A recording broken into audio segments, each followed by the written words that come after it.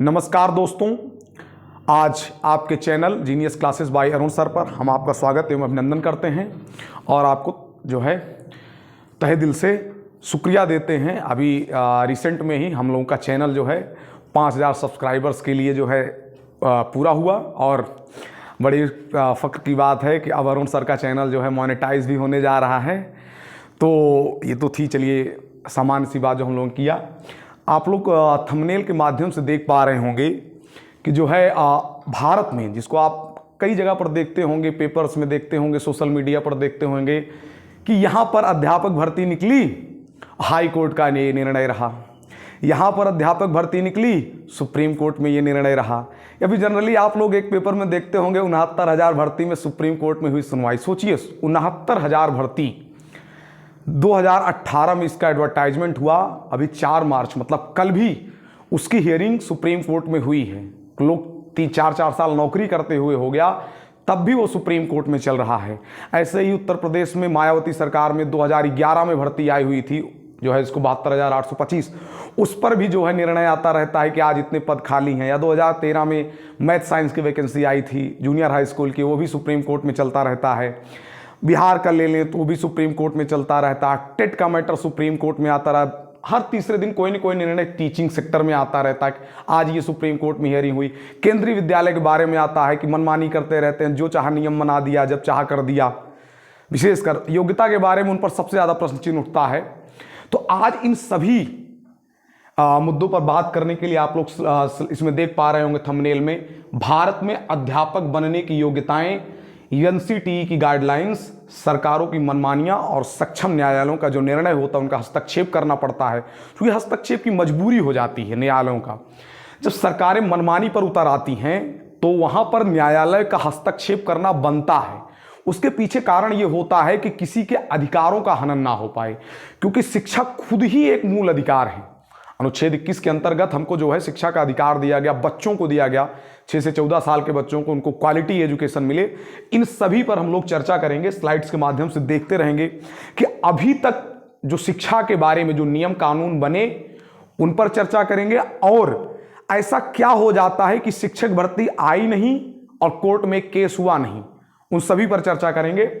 पहले स्लाइड में हम लोग देखेंगे कि अध्यापक बनने के लिए योग्यताएं कौन तय करता है और जो है उनको लागू करने के लिए सरकारों का क्या जो है उनका जो है क्या कहते हैं, सरकारों की क्या योग्यताएं तय करनी है, या सरकारों की मंशा क्या होती है, या सरकार क्या हस्तक्षेप कर सकती है योग्यता में। देखिए तो 1992-93 में भारत सरकार द्वारा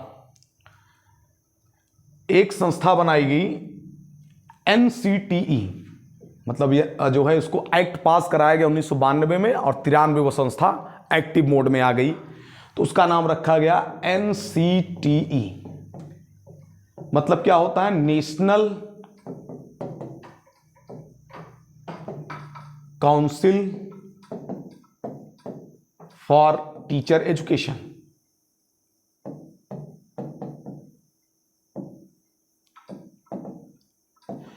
इसका काम क्या था? इसका काम ये था कि भारत में, चूंकि भाई भारत की संस्था, भारत में जितने भी विद्यालय हैं, चाहे वो आपके निजी क्षेत्र में हो चाहे सार्वजनिक क्षेत्र में हो, उन विद्यालयों में अध्यापकों को जो है वहां पर पढ़ाने के लिए या फिर उनको जो है नियुक्त करने के लिए क्या योग्यताएं होंगी और उन योग्यताओं को निर्धारित करने की संस्था कौन होगी या फिर अथॉरिटी कौन होगी, उसको तय किया गया। नाम से ही स्पष्ट है, national council for teacher education, राष्ट्रीय अध्यापक शिक्षा परिषद। चूंकि जब ये शुरू हुआ तो इसका क्षेत्र थोड़ा सा कम था, लेकिन जैसे जैसे समय बीतता गया, लगभग सोचिए 25 ये और 7 वो 32 साल हो गए करीब, इसमें बहुत आमूलचूल परिवर्तन आए हैं और इसका हेडक्वार्टर जो है नई दिल्ली में है। अब इन्होंने क्या किया, योग्यताएं तय करते चले गए कि भाई जो मान लीजिए तय किया गया कि 1 to 5 के लिए, मतलब प्राइमरी स्तर के लिए जो आपका डीएलएड होता है, या पूर्व में उसको बीटीसी कहा जाता था, वो वाले नियुक्त होंगे। मतलब वो योग्यताधारी हो जो प्रशिक्षित होंगे वो लोग नियुक्त होंगे। उसके बाद 6 to 8 जूनियर हाई स्कूल के लिए बीएड वाले, जो आपका ग्रेजुएशन प्लस बीएड होगा। टीजीटी के लिए 9th-10th के लिए फिर वही ग्रेजुएशन प्लस बीएड, बस थोड़ा सा सब्जेक्ट कॉम्बिनेशन का थोड़ा स्ट्रिक्टली ध्यान दिया जाएगा। जूनियर हाई स्कूल में ऐसा थोड़ा सा कम था। और 11th-12th के लिए जो है पोस्ट ग्रेजुएशन प्लस बीएड। तो ये काम चला रहा था और इसमें सरकारों को थोड़ी सी रिबेट दी गई थी, राज्य सरकारों को। कहने का मतलब ये आप इसको समझिए कि भारत में जो आपकी शिक्षा है उसको किस लिस्ट में रखा गया, ये लोग आप पहले से भी जानते हैं। शिक्षा को रखा गया है समवर्ती सूची में, कॉन्करेंट लिस्ट में। समवर्ती सूची कहने का अर्थ यह हुआ कि इस पर नियम कानून बनाने के लिए जितनी शक्ति आपकी क्या कहते हैं यूनियन गवर्नमेंट के पास है या संघीय सरकार के पास है, उतनी ही शक्ति जो है किसके पास होगी, जो है आपकी राज्य सरकारों के पास। और अगर कोई कॉन्फ्लिक्ट की स्थिति होती है दोनों की योग्यताओं में, तो वैसी परिस्थिति में केंद्र सरकार का जो नियम होगा या संघीय सरकार का जो नियम होगा वो ज्यादा प्रभावी माना जाएगा। चलिए आपको मैं एक थोड़ा सा उदाहरण दे देता हूं। समवर्ती सूची का विषय है कि आप अपने क्षेत्र में राजकीय इंटर कॉलेज देखते होंगे या परिषदीय विद्यालय देखते होंगे, वो राज्य सरकार के हैं। मतलब वहां पर जो नियम होंगे वो राज्य सरकार द्वारा बनाए जाएंगे। वहीं पर जो आपके उसी शहर में सैनिक स्कूल होंगे, नवोदय विद्यालय होंगे या फिर केंद्रीय विद्यालय हो जाएंगे, एकलव्य स्कूल हो जाएंगे, वो सारे के सारे आपके क्या हो जाएंगे, केंद्रीय सरकार के हो जाएंगे। तो वहां पर जो नियम लागू होंगे वो राज्य के उस केंद्र सरकार के या फिर संघीय सरकार द्वारा बनाए गए नियम लागू होंगे। इसीलिए आप देखते होंगे कि जो है केंद्रीय विद्यालय हो गया, नवोदय विद्यालय हो गया या फिर एकलव्य स्कूल हो गया, सैनिक स्कूल हो गया, वहां पर सीटेट को मान्यता दी जाती है। मतलब कि केंद्रीय संस्था द्वारा आयोजित की जाने वाली शिक्षक पात्रता परीक्षा को तवज्जो दी जाती है, मान्यता दी जाती है। जबकि राज्य सरकार के स्कूलों में जो उनके राज्य द्वारा कराए गए शिक्षक पात्रता परीक्षाएं होती हैं उनको जो है क्या कहते हैं मान्यता दी जाती है। और अगर मान लीजिए कोई अन्य की स्थिति बनती है तो केंद्रीय शिक्षक पात्रता परीक्षा को भी दे दी जाती है। तो सारा काम बढ़िया से चल रहा था और इसमें सरकारों को छूट भी दी गई थी बीच में। जो है मान लीजिए चूंकि डीएलएड जो होता था वो थोड़ा सा उसके लिए संस्थाएं कम थी या फिर जो है उसको चूंकि पेपर इस हिसाब से होता था, एडमिशन मेरिट के बेस पर होता था। अभी मेरिट के बेस पर ही है और मेरिट कैसे बनती है बताने की आवश्यकता है नहीं, अभी भी उस पर सोचिए। हम 21वीं सदी में जी रहे हैं, 25 साल बीतने को हैं और अभी भी हम एकेडमिक मेरिट पर भर्ती कर रहे हैं जो हाई स्कूल इंटर की बीटीसी में। सोचिए जिस व्यक्ति पर इस देश के सबसे उस माइंड को डेवलप करने की जिम्मेदारी है, मतलब समझ लो कच्ची मिट्टी है, मतलब उसको गीला किया, उसको जिस तरीके से बना दिया जाएगा उसी में ढल जाएगा।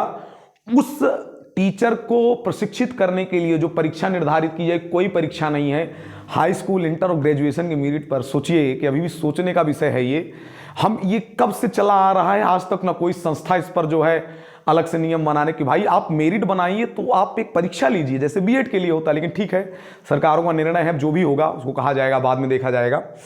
तो क्या किया गया कि प्राइमरी स्तर पर टीचर्स को जब डीएलएड वाले कम होते थे या केंद्रीय विद्यालय की कई बार ये मांग आई है, अभी आप लोग रिसेंट में देखे होंगे कि जो डीएलएड वाले थे, भाई आपने सुप्रीम कोर्ट का निर्णय सुना होगा, हमारे जस्टिस सुलांशु धूलिया सर थे, जस्टिस अनिरुद्ध बोस सर थे, कि ये केवीएस की ही मांग थी। सोचिए वो सबसे पहली संस्था थी जो एनसीटी के पास गई कि डीएलएड वाले जो बीटीसी होल्डर्स हैं वो हमारी योग्यता पर फिट नहीं बैठ रहे हैं। मतलब जो प्राइमरी स्तर पर बच्चों को पढ़ाने के लिए जो उनको योग्यता चाहिए, जो उनको जो है स्टैंडर्ड चाहिए, वो डीएलएड वाले नहीं पूरा कर पा रहे हैं।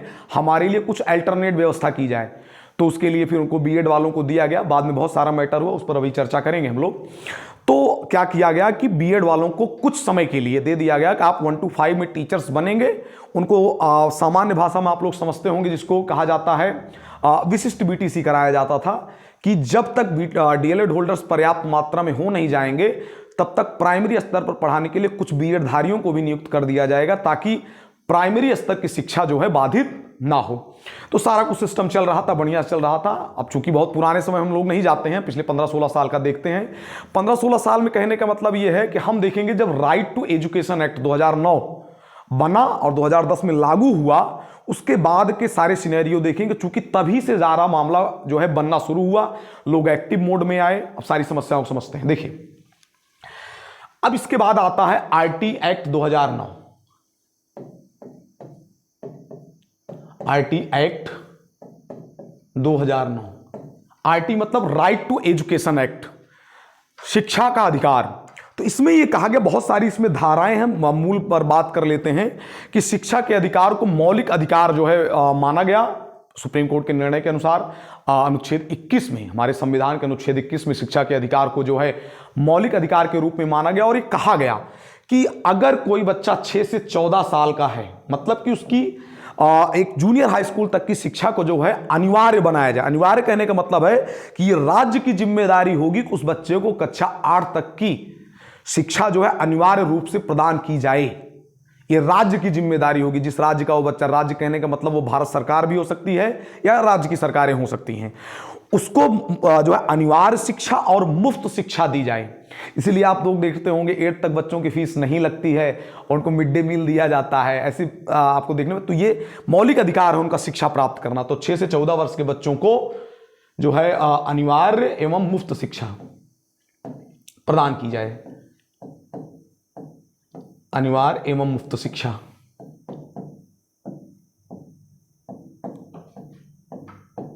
प्रदान की जाए। यह तो था बच्चों के लिए। अध्यापकों के लिए क्या किया गया कि अब उनके लिए कह दिया गया कि बच्चों को पढ़ाने में, वो तो ठीक है अनिवार्य एवं मुफ्त शिक्षा है, लेकिन क्वालिटी एजुकेशन का विशेष ध्यान रखा जाएगा। क्वालिटी एजुकेशन का मतलब होता है कि उनके स्टैंडर्ड से, कि उनको जिस प्रकार की शिक्षा चाहिए उसमें कोई समझौता नहीं किया जाएगा। और इसको इस तरह से फ्रेम किया गया कि किसी भी बच्चे के अधिकार का हनन ना होने पाए। तो उसमें सबसे पहली पात्रता यही रख दी गई कि किसी भी क्या कहते हैं, अभ्यर्थी को अध्यापक अगर बनना है तो उसके पास जो एकेडमिक, मतलब या मान लीजिए 1 to 5 के लिए बीटीसी और 6 to 8, 9, 10, 11, 12 के लिए जो बीएड है वो तो रहेगा ही। उसके साथ साथ उसको एक जो है कॉम्पिटेंट अथॉरिटी होनी चाहिए जिसके द्वारा उसको टीटी परीक्षा देनी पड़ेगी। कॉम्पिटेंट अथॉरिटी कहने का मतलब है कि अगर यूनियन बेस पर देखा जाए, सेंट्रल एजेंसी पर देखा जाए तो उसको सीबीएसई कहा गया, और यहां पर राज्य सरकारों में कहा गया तो सीबीएसई अपने सेंट्रल लेवल पर एक टेट कराएगी और राज्य सरकारें अपना टेट कराएंगी। तो किसी भी अभ्यर्थी को अगर अध्यापक बनना है तो उसको अनिवार्य रूप से अध्यापक पात्रता परीक्षा पास करनी पड़ेगी। पहली बात हो गई, उसको अध्यापक पात्रता परीक्षा पास ही करनी है। उसी के साथ साथ मान लीजिए कोई अनट्रेंड टीचर, अनट्रेंड कहने का मतलब है कि किसी ने बीएड या बीटीसी नहीं किया है, तो उसको मतलब उसको ट्रेंड होना पड़ेगा। आपको हम एक उदाहरण दे देते हैं, उत्तर प्रदेश में शिक्षा मित्रों का। शिक्षा मित्र केवल इंटर पास थे या ग्रेजुएट थे, उनको जो है ट्रेंड करने के लिए आप लोगों ने सुना होगा डाइट पर या बीआरसी पर उनको जो है डीएलएड कराया गया था। उनको जो है सपा सरकार में परमानेंट कर दिया गया था बिना टेट पास किए। फिर सुप्रीम कोर्ट ने, हाई कोर्ट ने, सभी ने उनको जो है क्या किया, निष्कासित किया और उनके समायोजन को रद्द किया क्योंकि वो टीटी पास नहीं थे। तो बिना योग्यता को पूर्ण किए उनको हटाया गया क्योंकि उनको डीएलएड कराया गया था बीआरसी पर और डाइट पर। तो वो वही उसी प्रक्रिया का हिस्सा था कि कोई भी टीचर जो पूर्व से काम कर रहा है वो जो है अनट्रेंड नहीं होना चाहिए, उसको किसी न किसी माध्यम से ट्रेंड किया जाना चाहिए। ट्रेंड कहने का मतलब वो जो एकेडमिक शिक्षा है वो तो करेगा ही करेगा, एकेडमिक शिक्षा प्राप्त करेगा ही करेगा, लेकिन उसी के साथ साथ उसको बीएड या बीटीसी भी कराया जाना चाहिए। बीएड मतलब कहने का मतलब जिस स्तर का वो है, अगर वो प्राइमरी स्तर की शिक्षा प्रदान कर रहा है तो उसको बीटीसी कराया जाना चाहिए, और अगर वो उससे ऊपर की 6 to 8 हो गया, 9, 10 हो गया, 11, 12 हो गया तो उसको बीएड किया हुआ होना चाहिए। और ये अनिवार्यता बनाएगी, अगर उन्होंने नहीं किया है तो वो करें। आपको उदाहरण दे दिया उत्तर प्रदेश शिक्षा मित्रों का।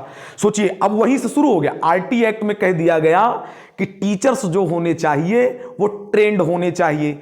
तो शिक्षा मित्रों को जो है ऑनलाइन मोड में करा दिया गया या फिर जो है उनकी क्लास में रहे। तो सोचिए डीएलएड एक जो है वो क्या कहते हैं, एक प्रैक्टिकल कोर्स है। आपको उसमें जो है टीचिंग करनी पड़ती है, प्रैक्टिस करनी पड़ती है बहुत सारे। सोचिए वो लोग स्कूल में रहते हुए, कोर्स करते हुए जो है मतलब कि वहाँ पर जो है वहाँ पर टीचर्स भी हैं, उनको सैलरी मिल रही, जो उनका अलॉटेड सैलरी था, उसके साथ साथ उनका डीएलएड का कोर्स भी चल रहा था। तो सबसे पहले अब डीएलएड का कोर्स चल रहा था तो उसी पे कोर्ट में मैटर चला गया था, क्या ये डीएलएड कोर्स जो ऑनलाइन मोड में हुआ है क्या वो मान्य है। तो 2017-18 में ये सुप्रीम कोर्ट में मैटर चला था। जस्टिस आदर्श गोयल और justice U U Lalit, Uday Umesh Lalit sir थे, तो ठीक है उनको दे दिया था कि उनका डीएलएड मान्य किया जाएगा, क्योंकि वो आईटी के एक्ट में लिखा था भाई उनको ट्रेंड किया जाए। तो चलिए भाई 2 साल उन्होंने मेहनत की थी तो उसको मान लिया गया। लेकिन देखिए यहीं से सुप्रीम कोर्ट का मैटर शुरू हो गया। अब उसके बाद क्या हुआ कि उनका डीएलएड तो मान्य किया गया, लेकिन उनको जो सहायक अध्यापक के रूप में नियुक्ति दी गई थी सपा सरकार में, उसको ना हाई कोर्ट ने मान्य किया ना सुप्रीम कोर्ट ने मान्य किया। उन्होंने कहा कि जब आरटी एक्ट में लिखा गया है कि कोई भी टीचर अनट्रेंड नहीं होना चाहिए, उनको ट्रेंड करने के लिए हमने डीएलएड को मान्यता दे दी, तो उसी आरटी एक्ट में लिखा हुआ है कि अध्यापक अब अध्यापक पात्रता पास होना चाहिए। एक तरफ तो उनके डीएलएड को मान्यता मिल रही है तो फिर टीटी को भी मान्यता मिलनी चाहिए। तो चूंकि ये टीटी पास नहीं है तो जो है तो उनका समायोजन रद्द किया गया, यही मूल मुद्दा था। बाद में मौके दिए गए, उस पर भी चर्चा भी करते हैं। तो पहला मुद्दा हमने शिक्षा मित्रों का बता दिया। सोचिए उसी आरटी एक्ट से शुरू हो गया और फिर वही अब यहां पर जो हमने लिखा था, यहां पर देखिए जो है यहां पर सरकारों की मनमानियां, यही तो सरकार की मनमानी कि बिना टीईटी पास किए किसी को अध्यापक बना दिया जाएगा। सोचिए समय की बात है कि बिना टीईटी पास किए 2017 में 16 में उसको अध्यापक बनाया जा रहा है। 16 मैं सपा सरकार की बात कर रहा हूं, 2016 के आसपास की बात है। बाद में जो है सुप्रीम कोर्ट में मैटर गया था तो जो है बीजेपी सरकार आ गई थी यहां पर। तो जो है ये सरकार की मनमानी ही तो थी कि बिना टीईटी पास किए किसी को अध्यापक कैसे बना दिया जाएगा, तो सरकार की मनमानी हुई। अब इसके लिए सक्षम न्यायालय कौन था? सुप्रीम कोर्ट और हाई कोर्ट। तो वहां से भी जो है भाई पहले हाई कोर्ट में गया, जो अभी रिसेंट में हमारे चीफ जस्टिस रिटायर हुए हैं इंडिया के सुप्रीम कोर्ट के, जस्टिस डीवाई चंद्रचूड़ सर। उस समय जब हाई कोर्ट में मैटर गया था शिक्षा मित्रों का, तो उस समय इलाहाबाद हाई कोर्ट के चीफ जस्टिस थे वो जस्टिस डीवाई चंद्रचूड़ सर। तो और जो है फिर बाद में वो सुप्रीम कोर्ट गए, चीफ जस्टिस बने हैं। तो बाद में मतलब दोनों जगह से, हाई कोर्ट में चीफ जस्टिस की बेंच से और फिर सुप्रीम कोर्ट में जस्टिस आदर्श गोयल और जस्टिस यूयू ललित की बेंच में ये मामला फाइनलाइज हुआ था कि उनका समायोजन रद्द किया जाए। वो शिक्षा मित्र के रूप में काम करते रहेंगे। हाँ, अगर कोई व्यक्ति जो है टीटी पास हो जाता है तो उसको जो है व्यवस्था दे दी जाएगी कि वो आगे टीचर बन सकता है। तो चलिए, ये तो शिक्षा मित्रों की बात हो गई, अनट्रेंड टीचर्स की, ट्रेड टीचर्स की बात हो गई। अभी आप लोग ट्रेंड में सुन रहे हो NIOS, national institute of open schooling द्वारा डीएलएड जो लोग किए थे उनकी मान्यता के बारे में भी बात करेंगे हम लोग। अब आ जाते हैं, हमने कहा सुप्रीम कोर्ट की गाइडलाइन या हाई कोर्ट की गाइडलाइन बनी, सुप्रीम कोर्ट ने भी अपना मैटर दिया। तो हम पीछे से और चलते हैं। 2010 में आरटी एक्ट लागू हुआ और उसी के वक्त उत्तर प्रदेश में एक वैकेंसी आती है जिसको आप लोग सुनते हैं 72,825। चूंकि 2010 तक ये नियम था, आरटी एक्ट था नहीं, तो आरटी एक्ट के पहले बीएड वालों को प्राइमरी में टीचर बनने की योग्यता दे दी गई थी। चूंकि बीटीसी होल्डर कम थे, उनको बीएड करने के बाद एक विशिष्ट बीटीसी का एक कोर्स कराया जाता था, प्राइमरी में एलिजिबल हो जाते थे। लेकिन आरटी एक्ट में कह दिया गया कि बच्चों को क्वालिटी एजुकेशन दी जाए, उनके क्वालिटी एजुकेशन से कोई समझौता नहीं किया जाएगा। आप डीएलएड की सीटें बढ़ाइए लेकिन बीएड वाले प्राइमरी में टीचर नहीं बनेंगे। तो 2011 में उत्तर प्रदेश में मायावती सरकार में एक वैकेंसी आती है प्राइमरी टीचर्स के लिए, 72,825 पद, और ये बीएड वालों के लिए आखिरी भर्ती थी, उस समय आखिरी भर्ती थी। तो मायावती जी की सरकार में ये भर्ती निकाली गई। उसके पहले टेट कराया गया, 2011 में टेट करा, 2011 में नवंबर दिसंबर 2011 के आसपास टीटी कराया जाता है। टीटी हो जाता है और जब ये भर्ती निकलती है तो उसके नियम में ये रखा गया कि कोई इसके बाद कोई परीक्षा नहीं होनी है। टीटी में जो नंबर मिले होंगे उसी नंबर की मेरिट बनाकर अध्यापकों की नियुक्ति कर दी जाएगी।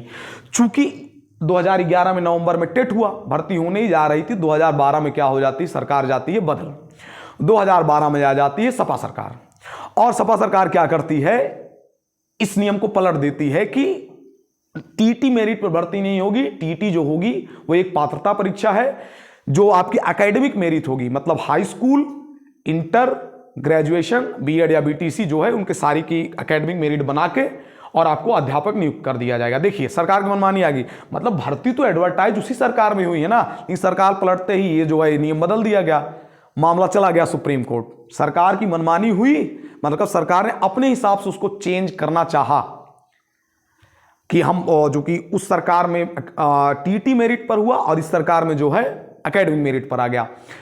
तो क्या हुआ कि चेंज किया गया, मामला सुप्रीम कोर्ट जाता है और करीब 3 साल, 2.5 से 3 साल, 2014 के आसपास, मुझको याद आ रहा है, थोड़ा सा उसमें नॉलेज कम है हमको, 2014-15 के आसपास ये वैकेंसी फाइनल होती है।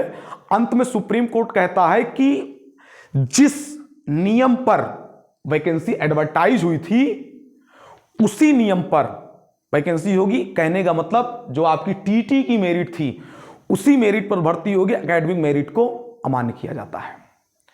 तो करीब 3 साल, 2011 की वैकेंसी एडवर्टाइज होती 2014 में, अभी भी उससे 10 से 15 हज़ार उसमें सीटें खाली। आज भी सुप्रीम कोर्ट में मैटर आता है कि आज इतनी सीटें खाली, इसको भरा जाए, या फिर कुछ लोग फॉर्म भर दिए थे, उनका नहीं लिया गया, उनका पैसा वापस किया जाए, काउंसलिंग कर, आप सुनते होंगे 72,825। तो ये मामला डिसाइड हुआ करीब 3 साल बाद, पहली बात आ गई।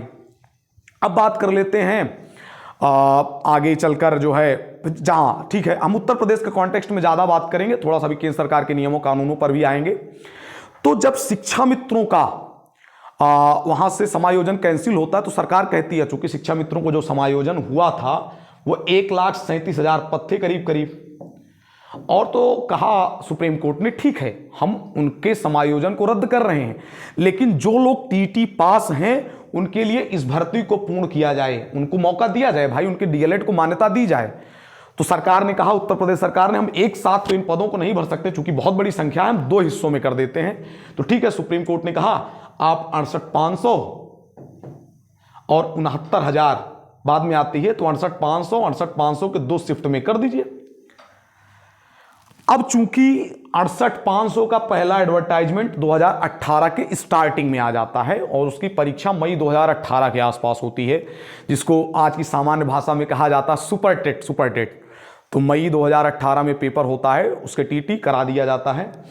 तो 68,500 में जो परीक्षा का क्या कहते हैं लेयर्स रखी जाती हैं कि पहले यूपी टीईटी होगा और उसके बाद एक एग्जाम और होगा जिसको बोला गया ATRE, assistant teacher recruitment examination. मतलब क्या हुआ कि टीटी अगर कोई व्यक्ति पास हो जाता है उसके बाद उसको एक एग्जाम और देना पड़ेगा और उस परीक्षा में उसको जितने प्रतिशत अंक मिले रहेंगे उन प्रतिशत का 60% ले लिया जाएगा और 40% के रूप में 10% आपके हाई स्कूल का, 10% आपके इंटरमीडिएट का, 10% आपके ग्रेजुएशन का और 10% आपके डीएलएड का। चूंकि जब ये 68,500 भर्ती आई थी तब बीएड प्राइमरी से आउट हो चुका था। 2010 की आरटी गाइडलाइन में कह दिया गया था कि अब बीएड वाले प्राइमरी के टीचर नहीं बनेंगे। तो 68,500 भर्ती के समय जो है क्या हुआ कि बीएड प्राइमरी में शामिल नहीं था, तब तो केवल बीटीसी वाले, डीएलएड वाले आए।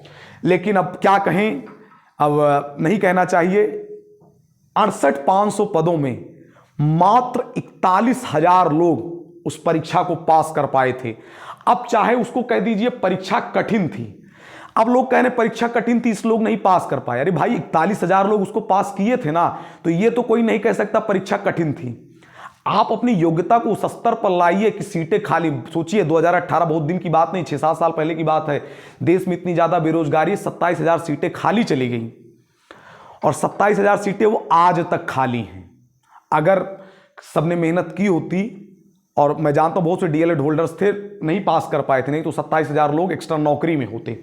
ठीक है, तो वो डीएलएड वाले हुए और करीब जो शिक्षक, मुझको जहां तक याद है 5 सितंबर 2018 को शिक्षक दिवस के मौके पर उनको नियुक्ति पत्र दे दिया गया था। ये भर्ती पूरी हो जाती है, 41,000 लोग नौकरी करते हैं और 27,000 सीटें आज भी, जहां आज मैं बात कर रहा हूं 5 मार्च 2025, आज भी सीटें खाली। इसमें भी बहुत मैटर हुआ था। इसमें जो सुपर टेट की कॉपी थी उसको जो है इलाहाबाद में जो है तब तो इलाहाबाद के रूप में ही जाना जाता था, वहां पर जो है कॉपियों को जिस दिन रिजल्ट आया उसी दिन जला दिया गया। अपने आंखों देखी बात है, उस कॉपी को वहां पर जला दिया जाता है। हाई कोर्ट में मैटर जाता है, सिंगल बेंच ने सीबीआई जांच का आदेश दिया, डबल बेंच में जाता है, सीबीआई जांच का आदेश रद्द करके कहा जाता है पुलिस जांच करेगी।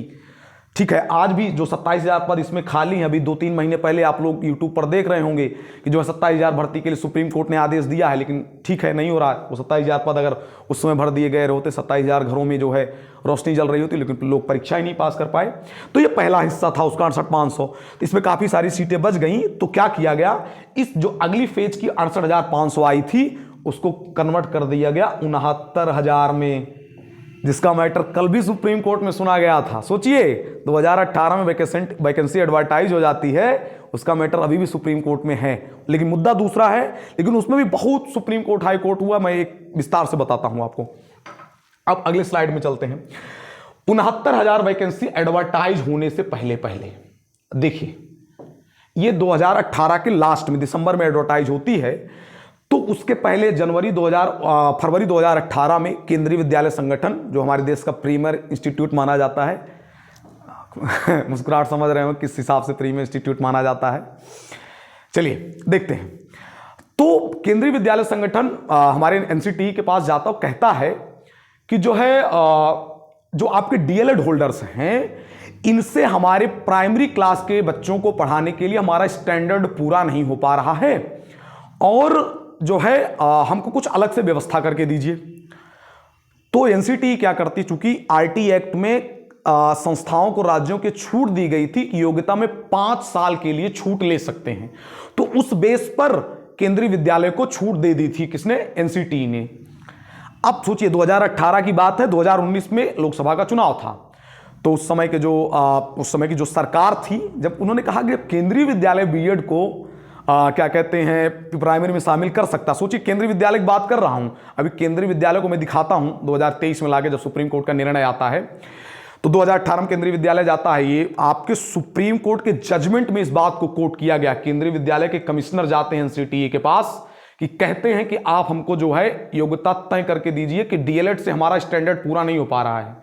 इस बात को मैं यहां तो कह रहा हूं, आप सुप्रीम कोर्ट के जजमेंट को देख लीजिएगा। जस्टिस अनिरुद्ध बोस सर और जस्टिस सुधांशु धूलिया सर, उनके ऑर्डर में ये बात लिखी हुई है। तो केंद्रीय विद्यालय संगठन जाता है और वहां पर क्या कहते हैं एनसीटी के पास कि हमको डीएलएड से हमारा स्टैंडर्ड पूरा नहीं हो पा रहा। सोचिए केंद्रीय विद्यालय अगर प्रीमियम इंस्टीट्यूट हम मानते हैं, उसने खुद कहा कि डीएलएड से हमारा स्टैंडर्ड 1 to 5 का नहीं पूरा होता है, हम कुछ व्यवस्था करके दीजिए। तो क्या हुआ, उन्होंने कहा ठीक है आप बीएड को ले लीजिए, और उसके साथ साथ बीएड कराने के साथ साथ उनको 6 महीने का ब्रिज कोर्स कराया जाएगा प्राइमरी में पढ़ाते रहने के लिए। उनकी नियुक्ति के 2 साल के अंतर्गत हो जाएगा। तो एनसीटी ने छूट दी केवी को, और उस समय की सरकार ने फिर उसको जो है राजनीतिक फायदा उठाते हुए, और 2019 में जो कि चुनाव था, उन्होंने कहा कि जब केवी में लागू हो सकता पूरे भारत में भी लागू हो सकता है। तो 18 जून 2018 को एक भारत सरकार का नोटिफिकेशन जारी होता है एनसीटी का कि बीएड के लोग प्राइमरी में टीचर बनेंगे, बशर्ते यह शर्त रखी गई कि नियुक्ति के 2 साल के अंदर अंदर उनको 6 महीने का ब्रिज कोर्स करना पड़ेगा। चलिए बात चली, केंद्रीय विद्यालय ने इस नोटिफिकेशन के बाद अपना एक एडवर्टाइजमेंट निकाला नौकरी का, और उस वैकेंसी को पूरा कर लिया।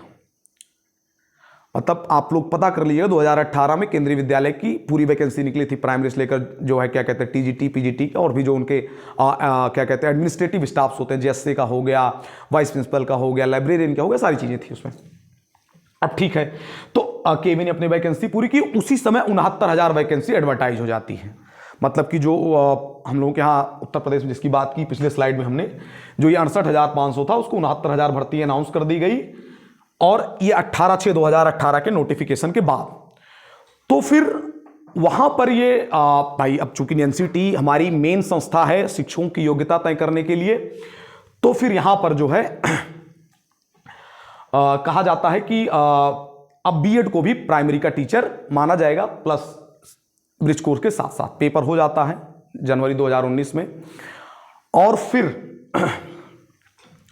बीएड को योग्यता दी जाती है। उसमें कहा गया कोई कट ऑफ मार्क नहीं होगा, मतलब जो बच्चे परीक्षा देंगे उनकी मेरिट बनाकर, मतलब 60% उस एग्जाम की जिसको सुपर टेट कहते हैं, plus 10% high school, 10% inter, 10% graduation, plus 10% BEd. 69,000 भर्ती, पेपर 4 या 5 जनवरी 2019 को हुई थी, एग्जैक्ट डेट मुझको पता नहीं। अगले दूसरे दिन उसमें सोचिए गेम कर दिया गया, सरकार ने अपनी तरफ से, सोचिए परीक्षा हो गई, उसके बाद नियम बनाए जा रहे हैं। जो मैंने शब्द कहा सरकारों की मनमानी, यही से देखिए, सरकार कहती है कि जो अनरिजर्व कैटेगरी के बच्चे होंगे उनके लिए पासिंग मार्क होगा 65%, और जो रिजर्व्ड कैटेगरी के बच्चे होंगे उनके लिए पासिंग मार्क होगा 60%। मतलब 150 अंकों की परीक्षा थी तो 65% होता है 97 मार्क्स, 97.5 होता है तो 97 पर माना गया था, और 60% होता 90 मार्क्स। पेपर होने के 2 दिन बाद या 1 दिन बाद लागू हुआ था। सोचिए, पेपर के बाद नियम बदले जा रहे हैं। खेल हो गया, परीक्षा होगी, उसके बाद नियम बनाए गए। अब केवल इस मुद्दे पर सोच लीजिए, आपको बताते हैं, जनवरी 2019 को हुई परीक्षा। अब ये मामला क्या होता, जो बच्चे इस परसेंट से कम मार्क्स थे वो चले गए हाई कोर्ट। 1.5 साल इलाहाबाद हाई कोर्ट में मैटर चलता है, और उसके बाद सुप्रीम कोर्ट में करीब 6 महीने चलता, तब 2 साल में करीब फाइनल होता है। मैं आपको बता दें, 2019-2020 के लास्ट में इन लोगों की नियुक्ति होती। 2 साल कोर्ट्स में मैटर चलता, उसमें बहुत सारे मैटर्स थे। मैटर्स तो एक तो ये परसेंटेज को लेकर था, ये तो बहुत बड़ी बात है, बाद में इसी पर तय होता है। चूंकि सरकार कहती है, उसमें बीएड की तरफ से वकील गए थे, जाने माने हमारे देश के वकील हैं श्री हरीश साल्वे सर, वो बीएड की तरफ से थे, जो उन्होंने आर्गूमेंट रखा था, क्या बात मानना पड़ेगा, वकील क्या होता। उन्होंने एक बात कही कि सर आप बताइए, 65% मतलब जो ज्यादा नंबर लाएगा वो योग्य होगा, कि बिना योग्यता के कोई टीचर हो जाएगा, 0% ला रहा है अगर उसकी एकेडमिक मेरिट अच्छी होगी। जो बात इसी कही, उन्होंने कहा, वहीं पर जो है मामला पलट गया, और 65% और 60% के बेस पर वैकेंसी फाइनल होती है। उसमें एक मुद्दा और था कि बीएड को प्राइमरी का टीचर माना जाए या ना माना जाए। तो जो है बीएड को उन्होंने कहा कि ठीक है भाई, एनसीटीई ने गाइडलाइन बनाई तो बीएड को प्राइमरी का टीचर क्यों नहीं बनाया जाएगा, बनाया जाएगा। चलिए, वो बात भी हो गई, तो वहां पर बीएड को एलिजिबल मान लेता है जो है, और वो चल रहा था। अब इसके बाद चलिए वो वैकेंसी फाइनल हो जाती है, 2020 के लास्ट में वो सारा काम हो जाता है। अब यहां से एक मैटर और मैं ले आता हूं, जो 2000 ये हमने पढ़ा इसको, ये 18/6/2018 की एनसीटीई की गाइडलाइन में ये कहा गया था कि बीएड को प्राइमरी का टीचर नियुक्त किया जाए, बस शर्त ये थी कि जो है उनको नियुक्ति के 2 साल के अंतर्गत 6 महीने का ब्रिज कोर्स करा लिया जाए। तो अब यहां पर क्या हुआ, ये एनसीटीई गाइडलाइन थी, और इसके 2 साल बाद करीब 2020 में राजस्थान में वैकेंसी एडवर्टाइज होती है। वहां पर 1 to 5 मतलब प्राइमरी स्तर और 6 to 8 जूनियर स्तर दोनों की वैकेंसीज निकाली जाती है। और 1 to 5 में वो गेम क्या करते हैं, सोचिए, एनसीटीई गाइडलाइन है, भारत में अध्यापकों की योग्यता को तय करने का सबसे पहला प्राधिकारी कौन है, एनसीटीई। उन्होंने कहा केवल और केवल यहां पर डीएलएड वाले योग्य होंगे, बीएड योग्य नहीं होगा। डीएलएड, वहां पर जो है डीएलएड को एक नाम से जाना जाता है जिसको बीएसटीसी कहते हैं, और 6 to 8 के लिए केवल बीएड वाले योग्य होंगे। और उधर देखिए, इन्होंने कहा केवल डीएलएड बीटीसी, और उसके पीछे उन्होंने कहा है एनसीटीई ने कि प्राइमरी में बीएड को भी योग्य माना जाए। मामला शुरू हो गया। देखिए, सरकारों की मनमानियां उधर आई, और इधर जो है अब जैसे ही यहां पर हुआ, तुरंत जो है बीएड वाले बच्चे कहा कि एनसीटीई गाइडलाइन है, बीएड को प्राइमरी में आप दे ही नहीं रहे हैं, फटाक से पहुंच गए high court. Rajasthan high court की सिंगल बेंच इस शर्त पर बीएड को प्राइमरी में एलिजिबल मान लेती है कि भाई एनसीटीई गाइडलाइन है, लेकिन वो अंतिम ऑर्डर नहीं था, अंतरिम ऑर्डर था, पेपर देंगे, मामला चलता रहेगा। तो वो लोग क्या करते हैं, पेपर देते हैं, भाई उनको फॉर्म भरवाया जाता है, पेपर देते हैं, पेपर देने के बाद मामला रुक जाता है। फिर अब यहां पर केस चलता है, बीएड की योग्यता पर केस ही नहीं चलता है, वहां पर चलता है कि जो 18/6/2018 की एनसीटीई की गाइडलाइन है। चूंकि ये गाइडलाइन जो जारी हुई थी उस समय भारत सरकार में जो भी शिक्षा मंत्री थे, पता नहीं एग्जैक्ट आइडिया, तो उनके द्वारा ट्रिगर्ड की गई थी।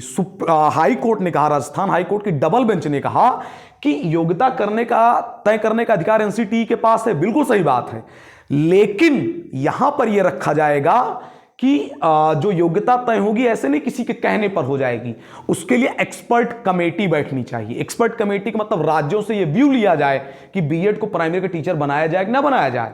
भाई अगर पर्याप्त डीएलएड वाले होंगे तो बीएड को क्यों रखा जाए। लेकिन ये सब सारी चीजें बच्चे थोड़े ना जानते हैं। मैटर दिल्ली में चल रहा है, 10 लोग बैठ के चर्चा कर रहे हैं, भारत में 5 लाख लोग बीएड वाले थे उस समय, तो हुआ क्या, तो राजस्थान हाई कोर्ट में जब सिंगल बेंच से बीएड जीत गया तो जो डीएलएड वाले बच्चे थे वो डबल बेंच में गए। डबल बेंच में ये आदेश पारित हुआ। वहां पर बीएड पर चर्चा ही नहीं हुई कि बीएड योग्य है कि नहीं है। वहां पर चर्चा हुई कि इन्होंने जो ये नोटिफिकेशन निकाला 18/6/2018 का, वो निकालने का तरीका ही गलत है। आप बिना एक्सपर्ट कमेटी के बैठाए आप लोग योग्यता तय ही नहीं कर सकते हैं, एनसीटीयू कहा गया। अगर आपने एक्सपर्ट कमेटी बैठाई थी तो जो 6 महीने का ब्रिज कोर्स है वो कहां है? सोचिए, 2018 में नोटिफिकेशन निकलता है और फिर मामला जब यहां से डबल बेंच से क्लियर होता है, यहां पर बीएड को अयोग्य कर दिया जाता पेपर देने के बाद भी, तो फिर बीएड वाले, आप लोग केस सुना होगा Devesh Sharma versus union of India, वो सुप्रीम कोर्ट में जाता है। सुप्रीम कोर्ट में जो है मामला तय होता है। दो हमारे जस्टिस थे, जस्टिस अनिरुद्ध बोस सर और जस्टिस सुधांशु धूलिया सर, वो ये मामला तय करते हैं। और वो भी क्या करते हैं, इस डबल बेंच के ऑर्डर, राजस्थान हाईकोर्ट के डबल बेंच ऑर्डर को ही अप्रूव करते हैं, उसी को मानते हैं और कहते हैं कि ये 18/6/2018 का जो नोटिफिकेशन था एनसीटीई का, कि जो है बीएड के बच्चे भी या जो बीएड के प्रशिक्षित लोग हैं वो प्राइमरी के टीचर बनेंगे, लेकिन शर्त ये रखी गई कि 2 साल के अंदर अंदर नियुक्ति के 6 महीने का ब्रिज कोर्स कर लेंगे। ना भारत सरकार के पास या एनसीटीई के पास ब्रिज कोर्स का कोई प्रोफार्मा था, ना सुप्रीम कोर्ट में दिखा पाई। और जो है क्या कहते हैं, और उसमें जो है उनके पास ये भी नहीं था कि एक्सपर्ट कमेटी कहाँ है, सीधे उसमें बता दिया गया कि जो है ट्रिगर्ड था।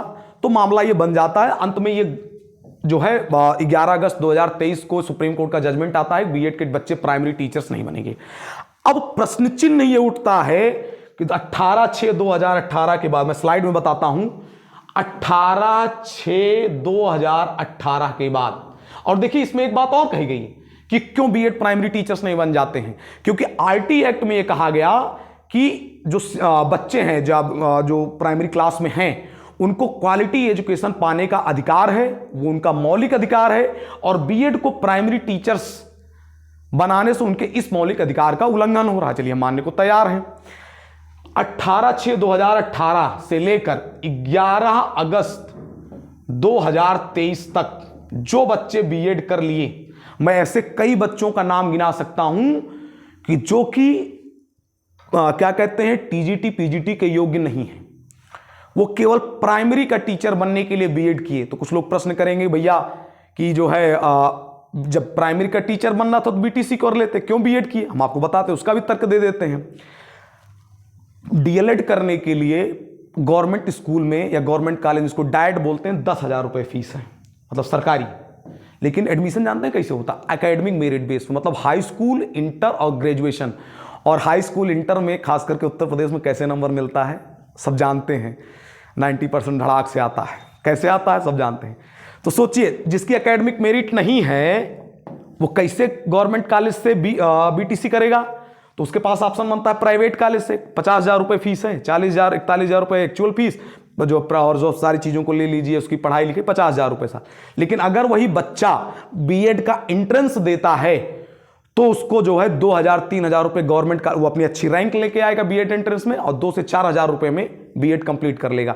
तो सीधी सी बात, उसको भारत सरकार की गाइडलाइन दिख रही है 18/6/2018 की, बीएड का बच्चा प्राइमरी में योग्य है। और जो है वो क्या कर रहा है, उसको बीटीसी करने के लिए पैसा भी नहीं है भाई, मेरिट नहीं है तो जो है डाइट में जा नहीं पाएगा, प्राइवेट करने के लिए पैसा नहीं है उसके पास, तो उसके पास ऑप्शन दिखा बीएड में, अच्छी बीएड के एंट्रेंस में अच्छी रैंक लेके आते हैं और जो है क्या करते हैं, बीएड में एडमिशन लेते, प्राइमरी के योग्य हो जाएंगे। मैं ऐसे बच्चों को जानता हूं जो बीटेक करने के बाद बीएड किए हैं केवल इसलिए कि वो प्राइमरी में योग्य हो जाएं। भाई इनकी क्या गलती है? जो 5 साल में इस बीच में बीएड की, उनकी क्या गलती है? ध्यान देना चाहिए ना, जो है मर्सी हमारे प्रति भी होनी चाहिए ना। या मैं अपने को नहीं ले रहा हूं, जो बच्चे हैं मर्सी उनके भी प्रति होनी चाहिए। सिस्टम भाई, उनके भी कुछ अधिकार हैं। वो 5 साल बच्चे कहां जाए? चलिए ठीक है, माननीय को निर्णय है तो उसको सर्वमान्य है सरमाथे पर। तो इस 5 साल के बीच जो भर्तियां हुई, चाहे 69,000 भर्ती ले लीजिए, चलिए उसको कवर किया गया।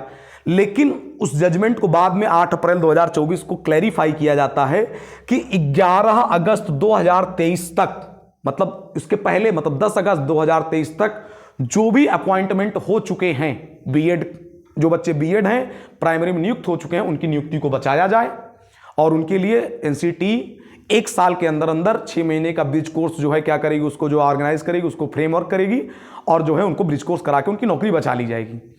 उसके बीच में कई भर्तियां आई। सोचिए, हम आपको एक उदाहरण दे देते हैं केंद्रीय विद्यालय संगठन का। केंद्रीय विद्यालय संगठन ही एनसीटीई के पास गया था कि डीएलएड से हमारा स्टैंडर्ड नहीं पूरा हो पा रहा है। मैं इस बात को अपनी तरफ से नहीं कह रहा हूं, फिर से रिपीट कर रहा हूं, सुप्रीम कोर्ट के जजमेंट में ये कोटेड है। मैं आपको जो है किसी दिन जो है फिर से बता दूंगा इसको। उसने क्या किया कि वही गया कि बीएड को जो है प्राइमरी में दे दिया जाए, चूंकि हमारा स्टैंडर्ड नहीं पूरा हो पा रहा है। उसने एडवर्टाइज किया दिसंबर 2022 में वैकेंसी को, फरवरी 2023 में पेपर करा लेता है। केवल सुप्रीम कोर्ट के जजमेंट की वजह से जो है उस रिजल्ट को रोका जाता है। और मैं ऐसे बच्चों को जानता हूं कि 180 में 156, 152, 146 बाई 180 लेके बैठे हैं, बीएड होल्डर थे। चूंकि 11 अगस्त 2023 को जजमेंट आ जाता है कि उनको जो है बीएड को प्राइमरी में नहीं लिया जाएगा, वो बच्चे बाहर कर दिए जाते हैं। और 127, 130 नंबर वाले बच्चे नौकरी कर रहे हैं।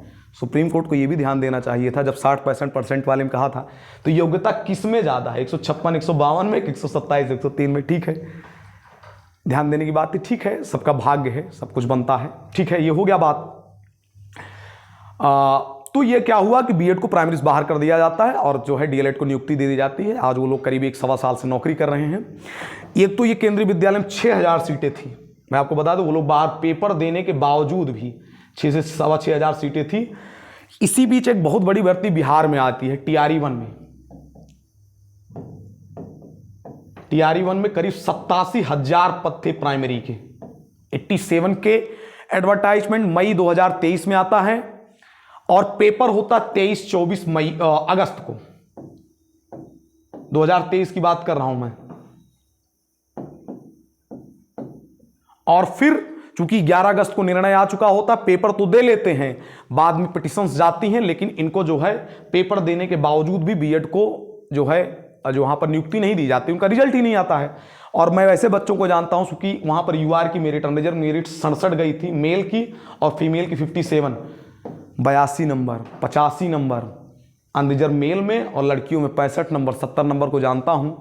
और काफ़ी तादाद में, 1-2 की बात नहीं कर रहा हूँ, मतलब 100 से 150 बच्चे मेरे संपर्क में खुद हैं। वो लोग कट ऑफ पार थे, लेकिन चूंकि सुप्रीम कोर्ट का निर्णय आ जाता है, तो यहाँ पर भारत सरकार को अपना, चूंकि हम लोगों ने ये हियरिंग पूरी देखी थी, जो है बेंच में चली सुप्रीम कोर्ट में बीएड को बचाने के लिए, जो है जिन्होंने गाइडलाइन जारी की थी, एनसीटी जिनकी संस्था भारत सरकार, वो आती नहीं है, बीएड के बच्चे खुद जाते हैं। बच्चों के पास कितने संसाधन हैं, और वहाँ पर जो है राजस्थान सरकार ही जो है हमारी जो है क्या कहते हैं रिस्पॉन्डेंट होती है बीएड की तरफ से, तो जो है मामला जो है खिंचता है। अंत में जो है 11 अगस्त को बीएड के विरोध में निर्णय आ जाता है। अब यहाँ से आप लोग देख पा रहे होंगे कितनी तरीके से सरकारें मनमानी करती हैं। अब यहाँ पर भारत सरकार भी प्रश्न बनता है, जब आप जानते हैं कि योग्यता तय करने के लिए एक्सपर्ट कमेटी बैठती है, आपको 6 महीने का ब्रिज कोर्स था, आप 5 साल कर क्या रहे थे 2023 तक? आपको ये सब चीजें फ्रेमवर्क कर लेनी चाहिए। आप लोगों को लगता है कि ठीक है सब कुछ चल रहा है, 5 लाख बच्चे बीएड उस 5 साल में किए थे, वो बच्चे कहाँ गए? अब जनरली बात करूंगा, इस कोचिंग के डायरेक्टर साहब भी बीएड किए हुए थे, उनकी भी योग्यता नहीं टीजीटी पीजीटी की।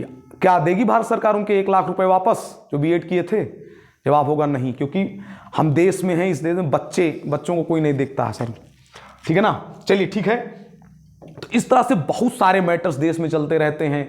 अब जो मैं बात करता हूं एनआईओएस की, जो अनट्रेंड टीचर्स की बात हो रही थी, उसमें आज भी एक निर्णय हुआ है कि एनआईओएस से जो बच्चे डीएलएड किए हुए थे, तो उनको 18 महीने का डीएलएड कराया गया। अनट्रेंड टीचर थे ट्रेंड कराने के लिए, लेकिन टीटी की गाइडलाइन रखी गई कि 10 अगस्त 2017 के पहले जो लोग किसी प्राइवेट स्कूल में या गवर्नमेंट स्कूल में पढ़ा रहे हैं प्लस टीटी पास हैं, उनको 18 महीने का जो है कोर्स करा दिया, ताकि वो जो है योग्य हो जाएं। बाद में सरकार उसमें कहती है कि ठीक है, वो केवल अपनी वैकेंसी को बचाने के लिए, अपनी नौकरी को बचाने के लिए नहीं, वो नई फ्रेश रिक्रूटमेंट के मैटर के लिए जाएंगे। बाद में बहुत सारा उसमें मैटर, आज भी निर्णय कुछ ना कुछ आया है, उस पर किसी दिन वीडियो बना लेंगे। तो ये भारत देश है, यहाँ पर जो है सरकारें भी हैं, कोर्ट्स भी हैं। अंत में कोर्ट का निर्णय सबसे ऊपर है, माननीय सर्वोच्च न्यायालय जो कहेगा उसी के साथ सब लोग जाएंगे। आप लोगों ने काफ़ी मैटर्स देखा, एक दिन और किसी दिन वीडियो बना के और भी मैटर्स पर हम लोग चर्चा कर लेंगे। लेकिन आपको एक चीज़ हम फिर से कह देना चाहेंगे, अगर आप लोग टीचिंग एग्जाम्स की तैयारी कर रहे हैं तो पढ़ने से ज़्यादा आपको धैर्य रखना पड़ेगा, क्योंकि यहाँ पर कब कोर्ट में मैटर चला जाए आपको पता नहीं है। तो तैयारी करते रहिए, आपको आगे आने वाली परीक्षाओं के लिए बेस्ट ऑफ लक। चलते हैं, समाप्त करते हैं, धन्यवाद।